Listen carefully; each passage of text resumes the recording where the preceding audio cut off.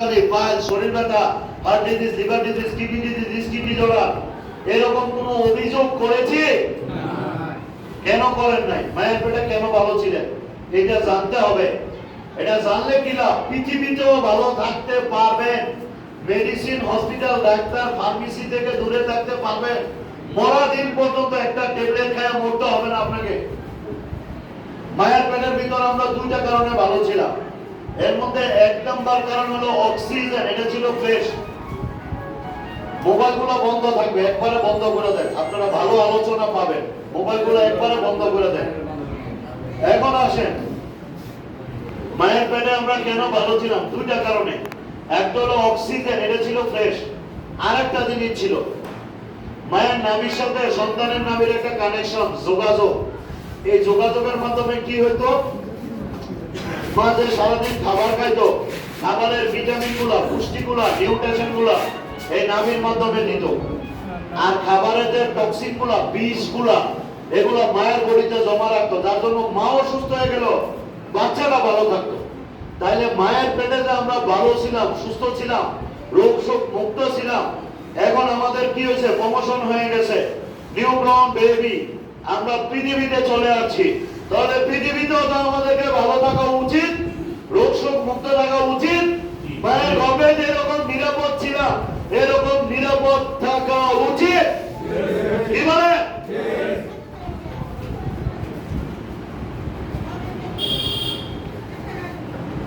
একটা মানুষ বানাইছে কিভাবে, এটা ভালো করে বুঝলে সুস্থ থাকা যায়। একটা মানুষ তৈরি হয় 100 ট্রিলিয়ন সেলের দ্বারা, কোষের দ্বারা। এই কোষ যদি ভালো থাকে আপনি সুস্থ, কোষ যদি নষ্ট হয়ে যায় আপনি রোগী।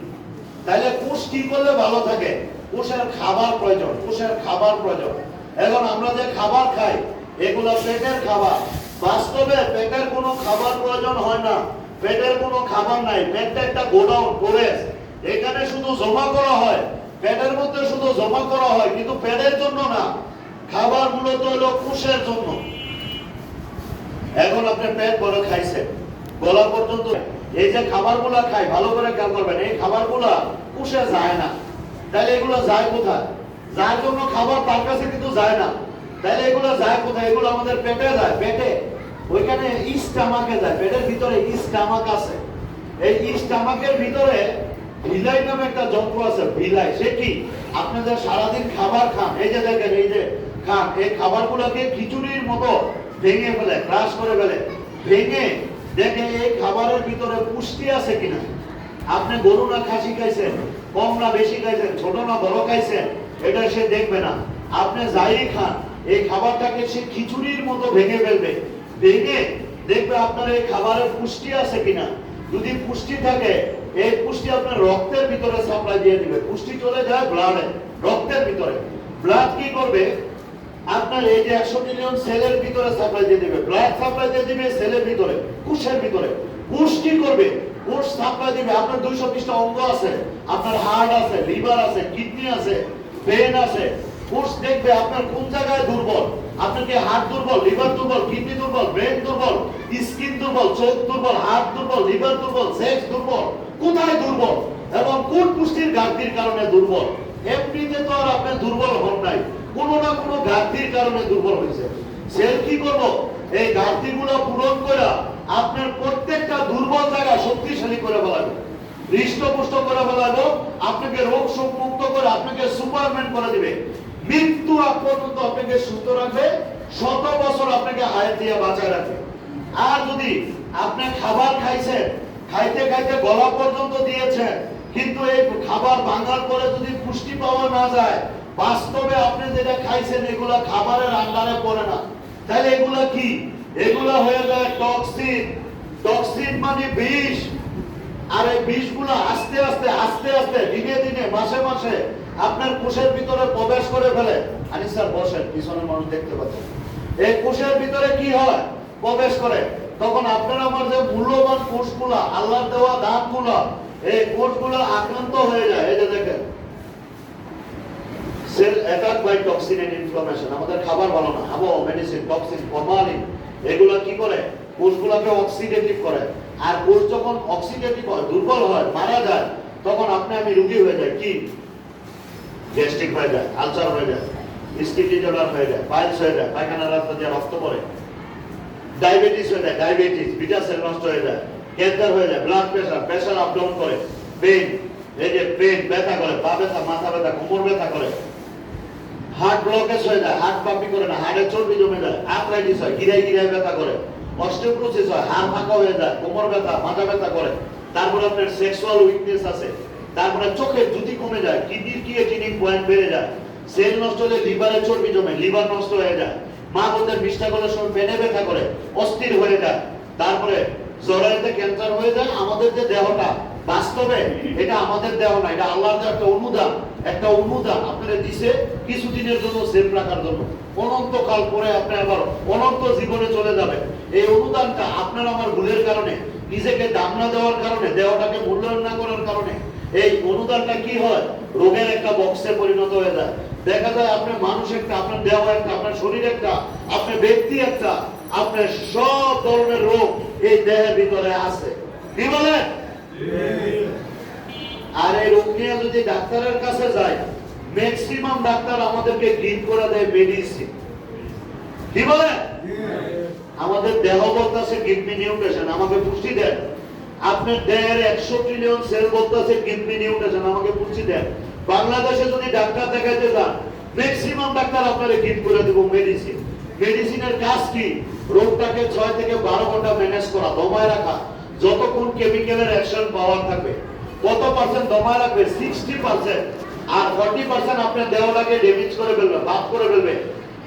একটানা যদি কোনো নারী পুরুষ 6 থেকে 12 মাস অ্যালোপ্যাথি মেডিসিন খায়, তাহলে আমাদের দেহের মধ্যে একটা ডাক্তার আছে, এটা দুর্বল হয়ে মারা যায়। পরবর্তীতে পৃথিবীর কোনো মেডিসিন ওই বডিতে কাজ করে না। যার জন্য আপনারা খেয়াল করে দেখবেন, বাংলাদেশে মুদি দোকানে থেকে ফার্মেসি বেশি, স্কুল কলেজ থেকে ডায়াগনস্টিক সেন্টার আর হসপিটাল বেশি। বাংলাদেশে খুঁজলে মুদি দোকানেও মেডিসিন পাওয়া যায়। মানুষ হয়ে যাচ্ছে এক একটা রোগের বক্স, শত শত রোগ নিয়ে ভুগতেছে। প্রত্যেকটা ফ্যামিলি হয়ে যাচ্ছে এক একটা মিনি ফার্মেসি। প্রত্যেকটা ফ্যামিলিতে বর্তমানে ওষুধের ঝুড়ি পাওয়া যায়। মানুষ কষ্ট করে যা ইনকাম করে, ম্যাক্সিমাম টাকা চলে যায় মেডিসিনের, হসপিটালের বেড়ে। আমরা শুধু তাকায় তাকায় দেখি আর আল্লাহরে ডাকি আর আফসোস করি, কেন যে ডায়াবেটিস, কেন যে গ্যাস্ট্রিক, কেন যে শরীর ব্যথা, কেন যে পাইলস, কেন যে সেক্স দুর্বল, কেন যে অ্যালার্জি, চুলকানি, কেন যে উইকনেস, কেন যে ডায়াবেটিসে ধরলো।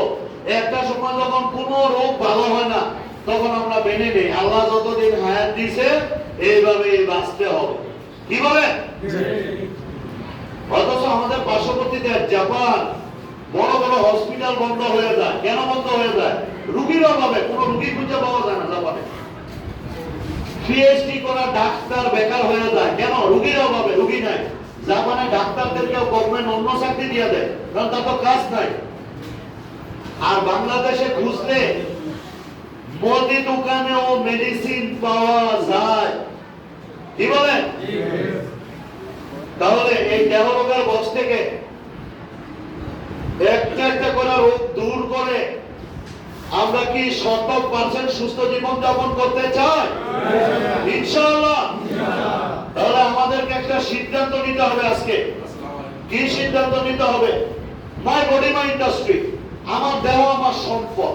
আমি যদি সুস্থ থাকি, আমি কাজ করে খাইতে পারবো, চাকরি করতে পারবো, ব্যবসা করতে পারবো। কিন্তু আমি যদি সুস্থ না থাকি, আমি নিজেই নিজের বোঝা। কি বলে? যারা পরে আছেন একটু মোবাইলটা বন্ধ করে দেন। তাহলে আমরা কি দেহটাকে সুস্থ রাখার জন্য এখান থেকে একটা শক্তিশালী সিদ্ধান্ত, সুস্থ আপনার দেহটা বানাইছে।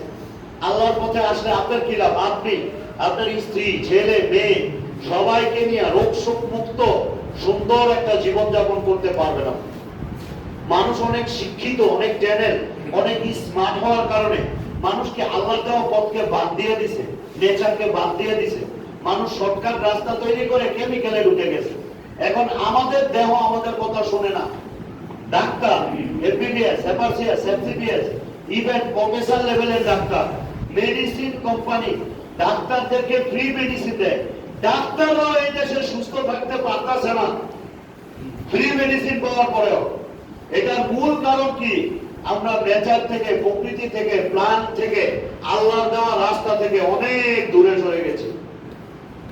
বর্তমানে সারা ওয়ার্ল্ডে একটাই স্লোগান, সুস্থ যদি থাকতে চান প্রকৃতিতে ফিরে যান, আল্লাহর রাস্তায় ফিরে যান। কেন? নেচারই সারি হবে। এটা সাধারণ কোনো পণ্য নয়। আপনার টাকা আছে, আপনার ব্যবসা করেন, বাড়ি ভাড়া দেন, ছেলেমেয়েরা বিদেশ থাকে, টাকা আছে, তারপরেও আপনি এটা খাইতে পারবেন না, টাকা থাকলেও পারবেন না। বলেন কেন? কারণ এটা তো সহজলভ্য না। এটা যদি অ্যালোপ্যাথির মতো ওষুধ হতো, পাশের বাড়ির ফার্মেসিতে যায় দৌড়ে আনতে পারতেন, কোনো ফার্মেসিতে না হলে টাঙ্গাইল যায় লাক্সফার্মায় আনতে পারতেন। কি বলেন? কারণ এটা ফার্মেসিতে পাওয়া যায় না, এটা অনেক দামি, এটা এক্সক্লুসিভ এবং এক্সপেন্সিভ। এটা খাবার, খাদ্য উপাদান, এটা মাল্টি ফাংশনাল ফুড, যেটা টোটাল বডিতে কাজ করে। 7 বছরের শিশু বাচ্চা থেকে শুরু করে এটা সবাই খেতে পারবে। যাদের রোগ আছে তার বাধ্যতামূলক খাইতে হবে। এখন আসেন, এই খাবারটা কি দিয়ে তৈরি করা? এটা নাম হলো ফুড অ্যান্ড ফ্যাট। ফুড মানে ফল, ফ্যাট মানে একত্রিতকরণ, গাছের পাতা লতা দিয়ে তৈরি। এটা কি দিয়ে তৈরি? এই যে দেখেন, এটা ক্যাকটাস থেকে তৈরি। ক্যাকটাস, ক্যাকটাস কি? এটা অ্যালোভেরা জাতীয় একটা উদ্ভিদ, একটা গাছ। পৃথিবীতে 2500 প্রজাতির ক্যাকটাস আছে। আপনাদের টাঙ্গাইলে, আপনাদের এলাকায় প্রায় 300 প্রজাতির ক্যাকটাস আছে, আপনাদের এলাকায়ও আছে। এর মধ্যে বিশেষ একটা প্রজাতি আছে যেটাকে বলা হয় নোপাল ক্যাকটাস। নোপালের বৈশিষ্ট্য কি? এটাতে ফল হয়, আর যেটা ফল হয় এটা সাধারণ কোনো গাছ না, এটা ঔষধি গুণাগুণ সম্পন্ন গাছ। অত্যন্ত দুঃখের বিষয়, বাংলাদেশের মাটিতে এই ফলওয়া গাছটা হয় না। বাংলাদেশে যেটা হয় এটা শুধু কাটা হয় আর ফুল হয়। ফলওয়া গাছটা বাংলাদেশের মাটিতে হয় না। আর ফলওয়া গাছটা হলো ঔষধি গুণাগুণ সম্পন্ন। এই 7 ধরনের খাদ্য উপাদান আছে, আর এই 7 ধরনের খাদ্য উপাদানের অভাব হলে একটা মানুষের দেহের ভিতরে প্রায় 6 থেকে 1200 রোগ তৈরি হয়ে যায়। শুধু অ্যামাইনো অ্যাসিডের অভাব হলে একটা মানুষের দেহের ভিতরে প্রায় 300 রোগ তৈরি হয়ে যায়। তাহলে যে খাবারের অভাবে, যে পুষ্টির ঘাটতির কারণে একটা মানুষের দেহের ভিতরে রোগ হয়, আর এই খাবারগুলো যদি আপনার বাসায় আপনি সংগ্রহ করে খাইতে পারেন, ইনশাআল্লাহ আপনি 90% রোগ এমনিতেই ভালো হয়ে যাবে। কেন? রোগের কারণ যদি দূর হয়ে যায়, রোগ এমনিতেই ভালো হয়ে। আচ্ছা বলেন তো, তাহলে যেটার অভাবে 300 রোগ হয়ে যায়, এই খাবার শরীরের দরকার আছে না নাই? তাহলে অ্যামাইনো অ্যাসিডটা জিনিসটা কি এটা আপনার জানা দরকার, যাতে আপনি সংগ্রহ করে খাইতে পারেন। অ্যামাইনো অ্যাসিডটা হলো আল্লাহ যে মানুষ বানাইছে, এই মানুষের দেহের 96% অ্যামাইনো অ্যাসিড, 96%। আচ্ছা বলেন তো, আপনারা আমার দেহটা যে আল্লাহ বানাইছে, যে পদে এক প্রকার অ্যামাইনো অ্যাসিড, শাক সবজিতে এক প্রকার অ্যামাইনো অ্যাসিড। আচ্ছা বলেন তো, প্রতিদিন 22 প্রকার খাবার কি আমাদের দ্বারা খাওয়া সম্ভব? অনেকের দ্বারা সম্ভব না। আবার যারা বাড়ি গাড়ির মালিক আছে, বাসা ভাড়া দেয়, বড় ব্যবসা করে, তারা হয়তো খাইতে পারে। আমি যেখানে বসি উত্তরা, ওইখানে অনেক মানুষ আসে, বিশেষ করে মহিলারা এসে বলে, স্যার আমাদের তো শাক সবজিও খাই, ফলমূলও খাই, মাছ মাংসও খাই, খাবার তো আর কম খাই না, তারপরেও তো গ্যাস্ট্রিকে ধরলো, শরীর ব্যথায় ধরলো, হাত পা জ্বালা পোড়া করে, আমি তো রুগী হয়ে যাচ্ছি। অনেক বড় লোকের ধনীর স্ত্রী ওয়াইফরা আসে, আসি অনেকেই সুস্থ নাই, 300 রোগ হয়, কোনো না কোনো রোগে আপনারা ধরে ফেলাইছে। এমন কিছু রোগ হয় যার কোনো চিকিৎসা বাংলাদেশেই নাই। কিরকম? এই যে দেখেন, অ্যামাইনো অ্যাসিডের অভাব হলে কি হবে? আমাদের লাগবে 22%, আমরা পাচ্ছি 22 থেকে 25%, লাগবে 96%।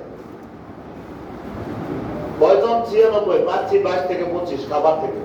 300 রোগ হয় এটার অভাবে। কি হয়? থেকে 100% সুস্থ থাকতে চাই ইনশাআল্লাহ।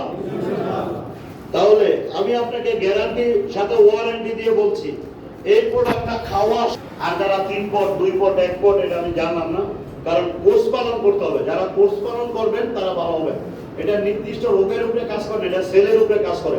সেল যদি ভালো হয়ে যায়, আপনি যত কঠিন রোগী থাকেন, এটা ভালো হওয়া সম্ভব ইনশাআল্লাহ। যার জন্য দেখবেন এক একজন 4-5টা করে রোগ ভালো হয়ে গেছে। এটা পরিষ্কার করতে হয় তত বেশি। কি বলেন? এর জন্য একটু আনইজি লাগবে। 20 দিন পরে দেখবেন